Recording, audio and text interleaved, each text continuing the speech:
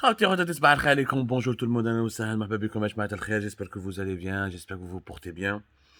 Voilà, j'ai commencé beaucoup plus tôt que d'habitude. Non, mais d'habitude, je suis toujours matinal, hein. Vous connaissez Algérie Park, vous connaissez nos émissions, nos podcasts, durant toutes les heures de la journée. On est très dynamique, très actif.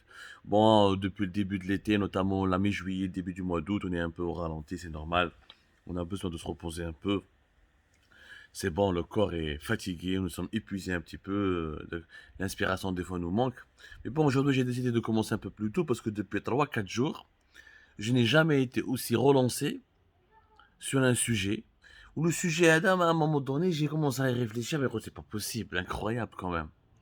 Incroyable, on est un pays de 45 millions d'habitants, le monde est en train de connaître des mutations extraordinaires, nous vivons dans des crises économiques, écologiques et socio-économiques difficiles, le monde de demain il est plus que jamais incertain, et les Algériennes et les Algériens pensent à ce sujet. Ce sujet, c'est quoi?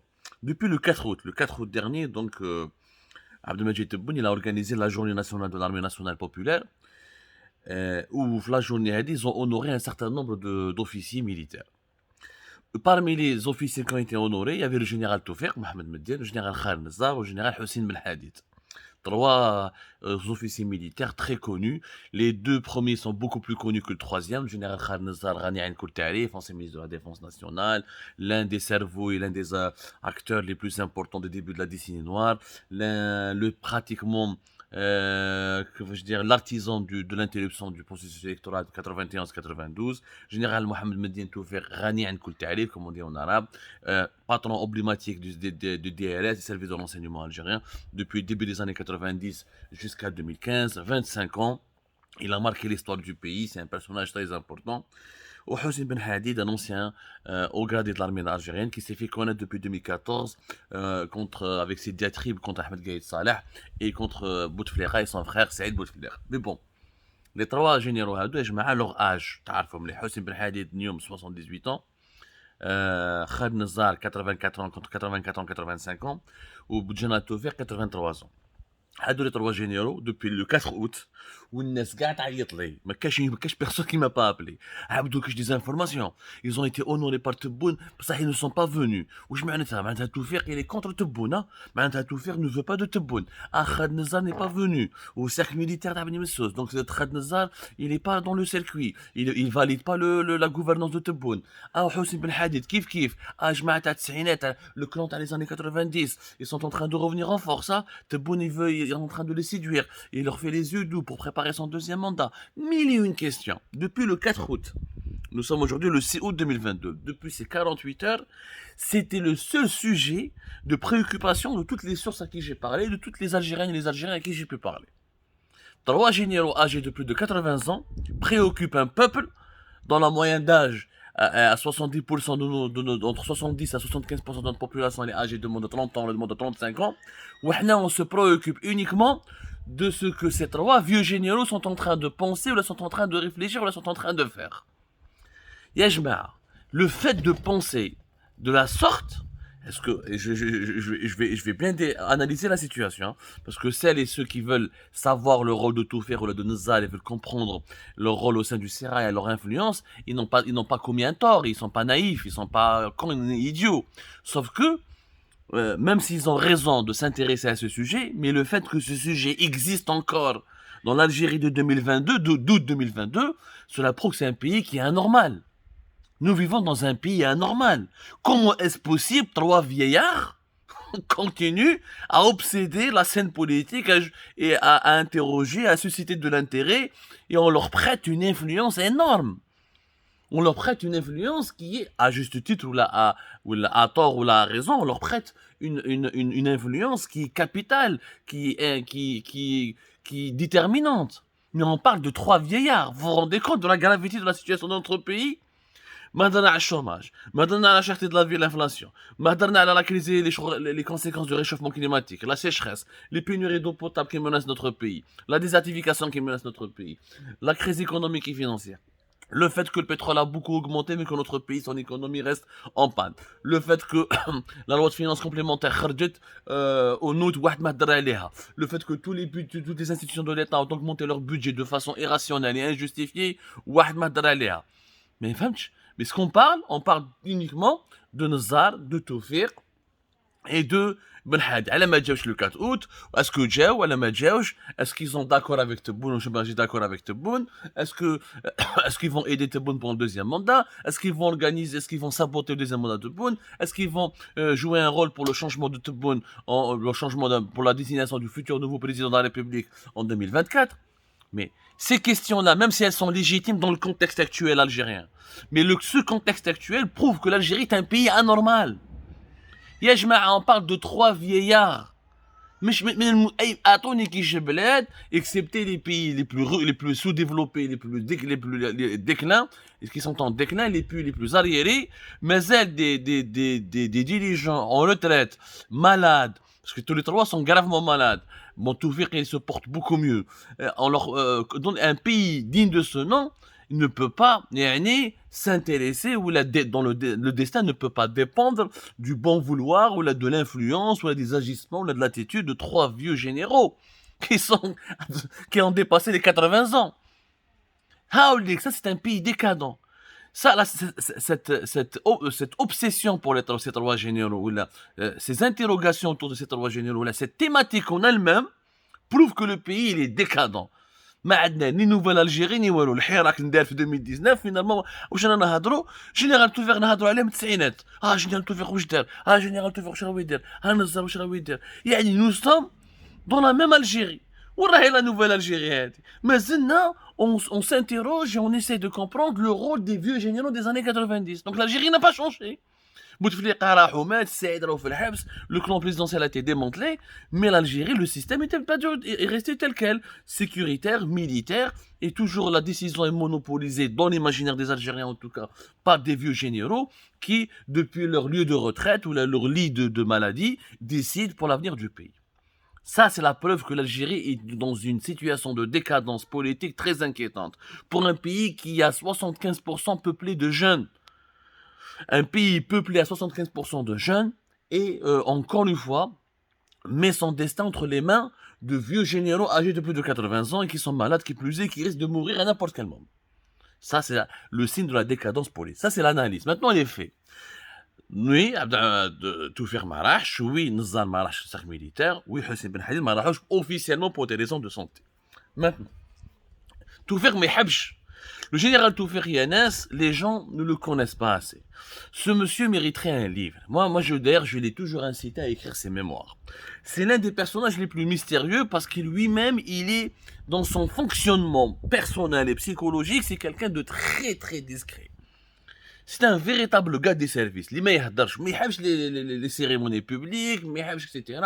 Donc, celui qui croyait que Tawfiq allait se présenter au cercle militaire de Beni Messous pour s'afficher, etc., il ne connaît rien au personnage. Tawfiq, c'est quelqu'un qui est une ombre.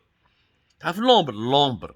Il ne veut jamais qu'on parle de lui, il veut jamais qu'on le voit, on veut jamais qu'on entende parler de lui, il veut jamais qu'on le prenne en photo, ni qu'on le prenne en vidéo, etc. Well. Tawfiq. Nazar, il est très malade. Général Nazar, il est vraiment malade au point où il a du mal à marcher. Et puis, il vit à Alger dans sa villa, donc, moi, officiellement, la raison de santé, elle existe. Maintenant, est-ce qu'il y a des désaccords bin Tebboune? C'est un faux débat. Pourquoi c'est un faux débat? Yanes, ils ont une influence, Tawfiq ou Nazar. Ben Hadid n'a aucune influence. Ben Hadid est encore plus malade.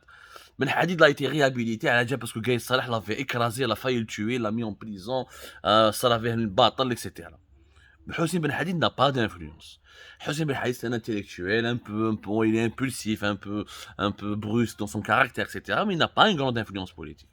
Nazar ou Tawfiq, ils sont influents. Mais leur influence, elle est fantasmée. كتسمع لي زالجيريان تقول له توفيق راهو في الدار، تبونا يروحوا ليه شاك ويكاند، شنقريحه راهو يروحوا ليه شاك ويكاند، وسي توفيق qui dicte la feuille de route, ou c'est Tawfiq qui a arrêté le hirak, et c'est Tawfiq qui est en train de faire la politique, qui est en train de faire les affaires de politique étrangère, etc. Ce qui est faux, totalement faux. Leur influence, elle est limitée, elle n'est pas déterminante actuellement. Si vous pensez que Tebboune se réveille le matin en allant voir Tawfiq et dort le soir en allant voir Nazar pour recevoir les instructions de ce qu'il doit faire à la présidence, c'est complètement faux. هاد الناس اللي يقولوا لكم الهضره هذه ne connaissent rien au régime politique algérien ni à la situation actuelle de l'Algérie, ils n'ont aucune information, donc c'est des fantasmes. Il est vrai que Chengueleha rend visite à Toufer occasionnellement, que Toufer il est consulté occasionnellement, mais que depuis quelques mois, Toufer il est complètement en retrait, il ne s'implique pas dans la vie politique énormément, il se contente pas de donner, il donne pas beaucoup ses avis, etc. Il vit reclus dans sa retraite. Ça, t'as l'information, t'as comme officiellement. Khaled Nazar, il est influent, etc. Khaled Nazar, il était influent, réellement. ها وليدو لطفي النزار وحاصل في الجزائر داروا له قريب داروا له اي اس تي ان ولي زونتربريز تاعو سون بلوكي ولي زافير تاعو سون بلوكي اي n'a même pas pu relancer les entreprises. Il a des dizaines d'affaires en justice. لطفي النزار وخالد النزار. Et leurs affaires n'ont même pas pu redémarrer. S'il était aussi influent, pourquoi SLC, l'ancienne prospère, Khaled Nazar a beaucoup plus profité du régime de Bouteflika que de l'actuelle nouvelle Algérie. Je fais mon monnais. Au moins à l'époque du régime Bouteflika, son entreprise et sa famille étaient riches, milliardaires, ils faisaient des affaires. En ce moment, là, il est influent, il est écouté, on lui demande son avis, mais ça ne veut pas dire que c'est lui qui décide. Il y a une différence entre l'influent et le décideur. En ce moment, le régime algérien, il n'a pas de décideur. عندك تبون, عندك deux pôles, le régime algérien. Tebboune ou Chengueleha. L'état-major de l'AMP et la présidence. Les services sont morcelés, sont divisés, on en a déjà parlé. Ces deux pôles essayent de trouver des accords, essayent de faire des compromis pour diriger le pays de manière totalement instable. Mais Tebboune bénéficie, a vraiment du pouvoir entre ses mains et Chengueleha a vraiment du pouvoir entre ses mains. Ces deux hommes respectent Nazar, respecte Toufer, mais celui qui croit que c'est Toufer et Nazar qui manipule Chengueleha, il manipule Tebboune ou يديروا بهم كما يحبوا, c'est faux. وما راكم ولا ما راكمش كاع فاهمين في الجزائر. Donc, le régime algérien, vous savez, c'est un régime très manipulateur. Ce qui m'a dit, ils ont manipulé le Hirak en 2021. Ah, c'est Toufer et Nazar qui dirigent. خرجوا قال يحب جماعة الحراك يسبوا في توفيق ويسبوا في نزار, etc. وتبون ردوها un pontin, etc. شفنا الحراك تاع 2021 à quoi il a abouti. L'incompréhension des gens du fonctionnement du régime algérien fait en sorte que ce régime triomphe toujours de ses adversaires et de ces gens qui veulent le remplacer ou là qui veulent qui le contestent ou là qui veulent sa chute. Non, c'est faux. Et Tebboune a une marge de manœuvre très importante en ce moment. Chengueleha est en train d'essayer de domestiquer l'armée pour être toujours fidèle à Tebboune pour ne pas et se préparer pour la journée de 2024. Ça, c'est vrai. Et si demain Toufer veut que Tebboune ne passe pas en deuxième mandat, il ne risque pas, s'il n'a pas vraiment l'appui des généraux actuels au sein de l'armée, de la génération actuelle qui dirige l'armée, c'est pas Toufer tout seul qui va bloquer le deuxième mandat à Tebboune. Il ne pourra pas le faire. Il ne pourra pas le faire, comme il n'a pas pu bloquer le quatrième. Toufer et la générale Toufer, est-ce qu'il a bloqué le quatrième mandat d'Abdelaziz Bouteflika? Non. Est-ce que Khaled Nazar, il a bloqué le quatrième mandat d'Abdelaziz Bouteflika en 2014? Non. Il faut sortir de ces fantasmes. L'Algérie est un pays complexe. Le pouvoir algérien repose sur un équilibre fragile entre plusieurs centres de décision et entre plusieurs sensibilités. Toufer et Nazar ne sont que quelques sensibilités parmi tant d'autres. Et ce sont des sensibilités qui sont en recul. Certes, oui, je confirme qu'il y a des désaccords, que Toufer n'apprécie pas peut-être certaines manières de gérer le pays, mais Nazar n'apprécie pas certaines manières, certaines décisions pour gérer le pays. Mais si vous imaginez que c'est Toufer et Nazar, et la présidence et Tebboune, c'est faux. Ça se passe pas comme ça. Et ça s'est pas passé comme ça.